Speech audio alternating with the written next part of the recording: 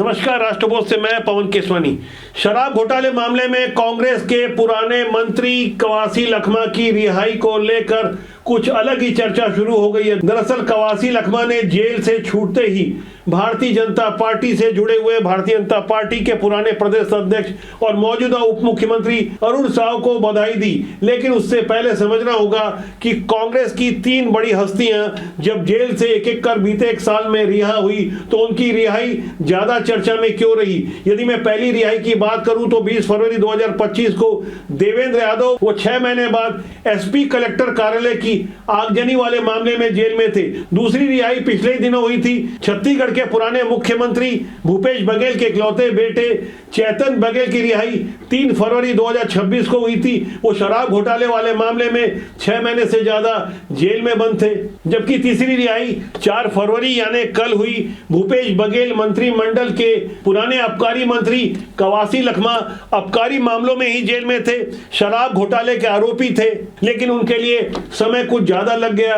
वो बीते साल 15 जनवरी से जेल में थे। अब यहां समझना होगा कि आखिर कवासी लखमा ने अरुण साव को जेल से छूटते ही बधाई क्यों दी। लेकिन उससे पहले यह भी समझना होगा कि जेल से ऐसी रिहाई के जश्न के क्या मायने हैं, जिसे समझने के लिए हम एक साल फ्लैशबैक में चलते हैं। 20 फरवरी 2025 को जब देवेंद्र यादव एसपी कलेक्टर कार्यालय के आगजनी वाले मामले में जेल से बाहर आए थे, तब उनकी रिहाई को किसी बड़े इवेंट की तरह प्रस्तुत किया गया था, मानो वो कोई जंग जीत के आए हो या उन्होंने समाज के लिए कोई बहुत अच्छा काम कर दिया हो। यह संदेश देने की कोशिश की गई। काफी बड़ी संख्या में देवेंद्र यादव के समर्थकों को वहां बुलाया गया था। लेकिन गौर करने वाली बात यह है, भूपेश बघेल की टीम के करीबी उस दौरान वहां मौजूद नहीं थे।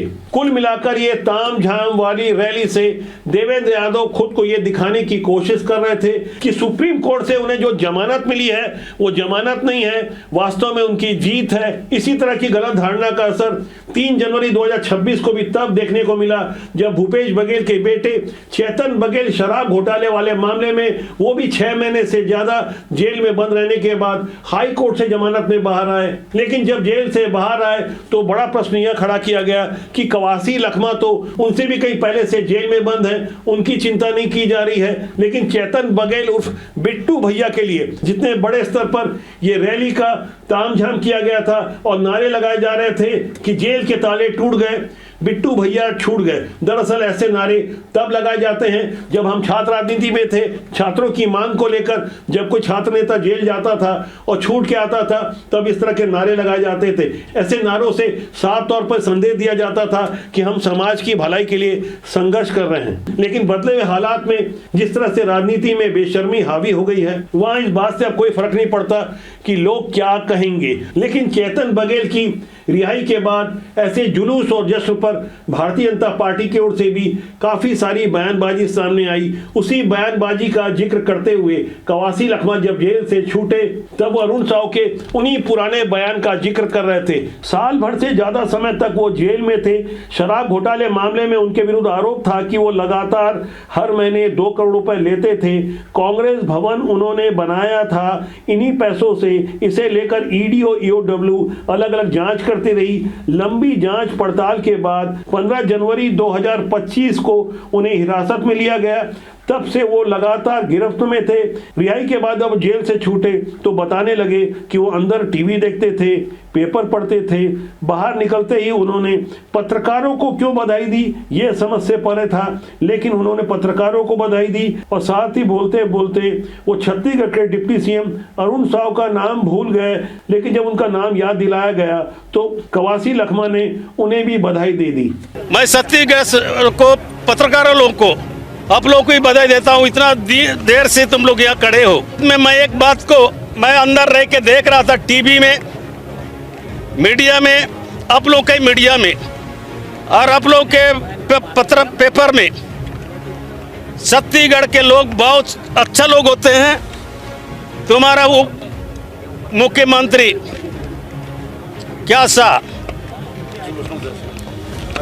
अरुण साव वो हाई कोर्ट का वकील भी था, आज वो उप मुख्यमंत्री है और ओरिजिनल छत्तीसगढ़िया है। मैं उनको भी दिल से बधाई देता हूं क्योंकि वो ने टीवी पेपर में खुलेआम मेरे समर्थन में बयान दिया था।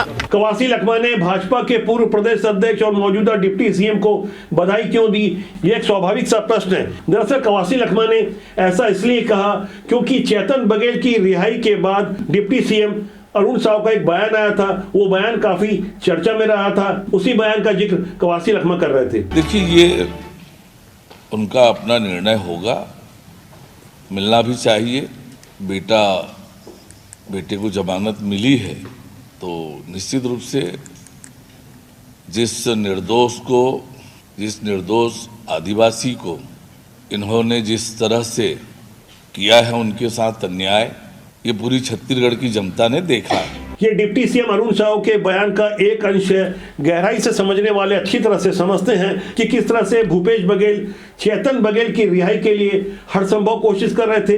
यहां तक वो खुद अपनी और अपने बेटे चेतन बघेल की रिहाई के लिए सुप्रीम कोर्ट तक से हुआ है, लेकिन हाई कोर्ट से जब चेतन बघेल को जमानत मिली और उनकी जमानत के बाद जितना तामझाम किया गया, तो भारतीय जनता पार्टी की ओर से ये समझाने की कोशिश की जा रही थी। जब अपने बेटे की बात आई तो भूपेश बघेल ने पूरी ताकत लगा दी, जबकि कवासी लखमा तो खुद को अनपढ़ बता रहे थे, आदिवासी वर्ग का नेतृत्व करते हैं।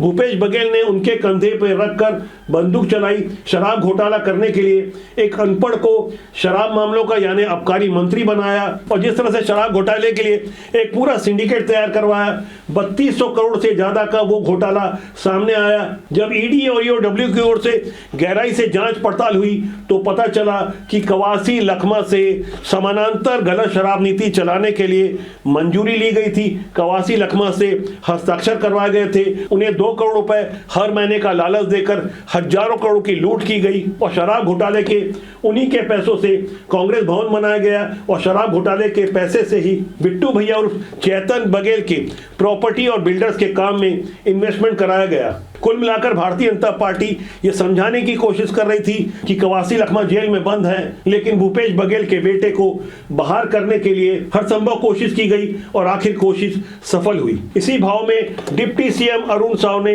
यह समझाने की कोशिश की थी कि चेतन बघेल के मुकाबले तो कवासी लखमा निर्दोष हैं, लेकिन मौजूदा दौर की राजनीति में अर्थ का अनर्थ कैसे निकाला जाता है उसे अब कवासी लखमा जैसे लोगों ने भी गहराई से समझ लिया है। कवासी लखमा के जेल से छूटने के बाद दूसरे डिप्टी सीएम विजय शर्मा का भी एक बयान सामने आया है इस विषय पर कि उनको इसके छूटने के आने पर कोई जश्न मनाना, इस समर्थन की बात पर मैं कुछ नहीं कहना चाहता, परंतु मैं ये जरूर कहना चाहता हूँ कि कवासी लखमा जी को बलि का बकरा बनाया गया है, फंसाया गया है और षड्यंत्र पूर्वक इनके द्वारा फंसाया गया। कवासी लखमा की जेल की रिहाई के समय एक बात चर्चा की रही कि यहाँ भूपेश बघेल या पहली पंक्ति का कोई नेता नजर नहीं आया। हालांकि भूपेश बघेल के प्रतिनिधि के रूप में गिरीश देवांगन जरूर मौजूद थे। बाद में जब चर्चा शुरू हुई तो भूपेश बघेल ने फेसबुक पोस्ट में कवासी लखमा की एक फोटो पोस्ट करते हुए रस्म अदायगी की। वैसे यह प्रश्न वाजिब सा भी है कि आखिर कवासी लखमा मंत्री थे, इतने बड़े कद्दावर आदिवासी नेता थे, तो कांग्रेस के छत्तीसगढ़ से पहली पंक्ति के किसी बड़े नेता को उनकी रिहाई के वक्त उनके जुलूस में क्यों नहीं देखा गया। वैसे बड़े बड़े घोटाले और आगजनी वाले मामले में जब नेता बाहर आ रहे हैं और अपनी जमानत की रिहाई को भी जुलूस की तरह निकालकर ये बताने की कोशिश कर रहे हैं कि वो जंग जीत कर आए हैं। वैसे कवासी लखमा खुद को जितना मासूम दिखाने और बताने की कोशिश करते हैं उतने वो है नहीं। 1998 से लगातार कोंटा क्षेत्र के विधायक हैं, 6 बार के लगातार विधायक हैं। ऐसे में हमें समझना होगा कि अपनी गिरफ्तारी के कुछ दिन पहले जब वो खुद को अनपढ़ बताकर अपने बचाव की कोशिश कर रहे थे, तब इस वाले बयान के अलावा भी वो बहुत कुछ पहले ऐसा कुछ कर गए थे, बोल गए थे, जिससे उनके स्वभाव में मस्खरी नजर आती थी। लेकिन मंत्री रहते हुए उन्होंने साफ तौर पर बस्तर की एक बड़ी आबादी को भड़काने की कोशिश की। आदिवासियों को उन्होंने बताया कि आदिवासी हिंदू नहीं होते हैं। दरअसल ऐसी बयानबाजी कवासी लखमा की एक अलग ही छवि प्रस्तुत करती है। यार मैं अनपढ़ आदमी हूँ, कोई कागज आता था तो त्रिपाठी लेके आता था, दस्तखत करता रहा। कभी मेरा पीए पढ़ाता था, मैं पढ़ के दस्तखत करता था। किस में कराते थे वो नहीं पता।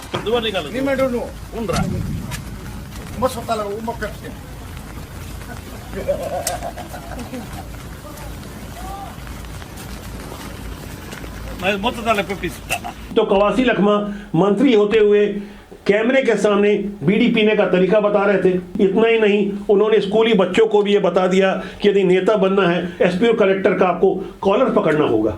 एक लड़का बोला नेता बनूंगा, तो फिर मेरे को उल्टा सवाल किया वो खाना खाते खाते, तुम इतना बड़ा नेता बने तो कैसे करके बने बताओ। मैं तुमको मेरे को क्या करना पड़ेगा बोलता है वो। मैं बोला कलेक्टर को या एसपी को कलर पकड़ो तब नेता बनोगे होते। कवासी लखमा की ऐसी बयानबाजी को लोग उनकी मस्खरी वाले अंदाज के रूप में ले रहे थे, लेकिन जब उन्होंने धर्मांतरण को बढ़ावा देने वाली बयानबाजी शुरू की तब कवासी लखमा और दादी की कुछ अलग ही शक्ल सूरत सामने आ गई। हम हिंदू नहीं है, हम लोग आदिवासी के प्रकृति से पैदा हुआ लोग हैं, हम इस धरती से पैदा हुआ लोग हैं। राजनीति में हर बातें कही नहीं जाती, समझनी पड़ती है। कवासी लखमा और कांग्रेस की ऐसी राजनीति के बारे में आप क्या समझते हैं, कमेंट कीजिएगा। राजबोध आपका अपना जनमंच है, हम लोगों को जागरूक करते हैं कि अच्छे लोग राजनीति में आए। राजनीति बुरी नहीं होती, उसमें काम करने लोग अच्छे बुरे होते हैं। फिलहाल आज के लिए इतना ही। मेरा आपसे आग्रह है, राजबोध के जनमंच के साथ आप लगातार जुड़े रहें। प्यार दे, प्यार बांटें। नमस्कार।